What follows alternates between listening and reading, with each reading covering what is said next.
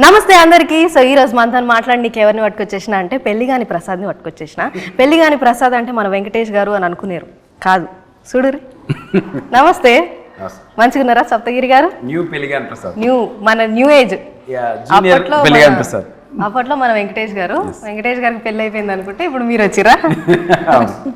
So ఎందుకు అయితే లేదు పెళ్లి? అట్లా పిల్ల దొరకగానా లేకపోతే కట్నము కావాలా మీకు? ఎందుకు పెళ్లి మీకు కాకపోతే మీ నాన్న కూడా ఒప్పుకోకపోతే లేచిపోయి పెళ్లి చేసుకోండి. అలాంటివి జరిగాయి డెఫినెట్ గా. మీరు మార్చ్ 21 చూస్తే అట్లాంటివి జరిగాయి. మీ కోరిక నెరవేరుస్తా. అవునా? హీరోయిన్ గారు మంచి రొమాన్స్ అవన్నీ చేసిర్రా డాడీ తెలియకుండా? అలాంటిది ఏమి లేదండి. Clean you certificate. Romance means అలాంటిది ఏమి ఉండదు. అందరూ ఫ్యామిలీస్ చూడదగ్గ కామెడీ రొమాన్స్ ఉంటుంది. కామెడీ రొమాన్స్ అంటే ఇట్లా కామెడీ చేసుకుంటే టీజర్ రిలీజ్ చేస్తారు, కానీ లాస్ట్లో ఏమన్నా ఎమోషనల్గా మెసేజ్ లాంటిది ఏమన్నా ఉంటుందా? లేదండి, మెసేజ్ లాంటి వాటి చోటుకి వెళ్ళలేదు. ఉన్న 55 సీన్స్లో 50 సీన్స్ మిమ్మల్ని నవ్వించడానికి ట్రై చేసాం. 5 సీన్స్ అండర్ కరెంట్గా స్టోరీ చెప్పాం. ఓకే, అంటే ఈ కాన్సెప్ట్ ఎందుకు తీసుకోవాల్సి వచ్చింది? మాకు కూడా ఈ జనరేషన్ కిడ్ కావచ్చు, బట్ పెళ్ళి అనేది సొసైటీలో అదొక పెద్ద గొప్ప అనుభూతి.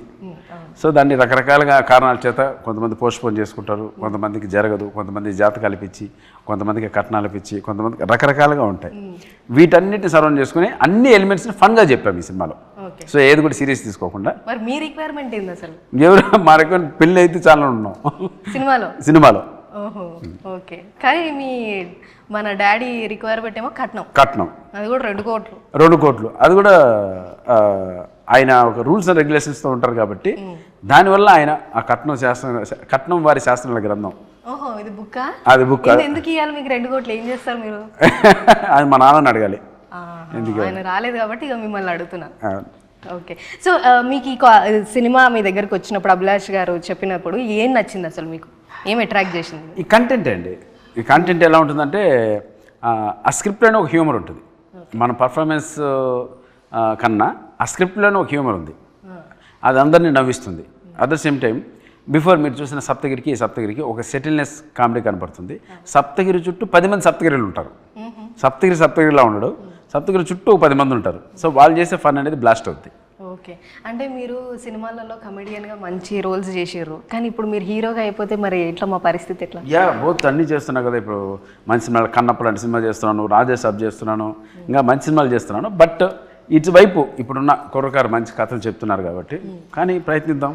కానీ ఈ జనరేషన్లో సప్తగిరి గారు పెళ్లి కాని ప్రసాద్లు అంటే ఓన్లీ మన 90s కిడ్సే ఉన్నారు. అవును, వాళ్ళకి పెళ్ళిళ్ళు అవుతలేవు. ఎందుకని మీరు అనుకుంటారు? ఏమన్నా రియల్ ఇన్సిడెంట్స్ తీసుకొని మీరు రిలేట్ చేసారా సినిమాలో?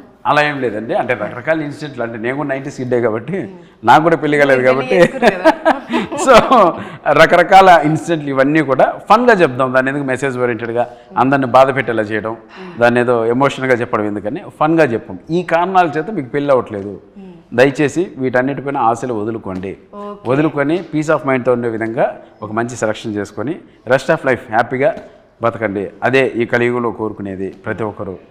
ఈ కట్నాలు, కానుకలు వీటన్నిటి కాదు, పీస్ ఆఫ్ మైండ్ ఉండాలి పెళ్లి చేసుకుంటే. అది చెప్పాం. ఓకే, మీరేమైనా ఐడియాలు ఇచ్చారా?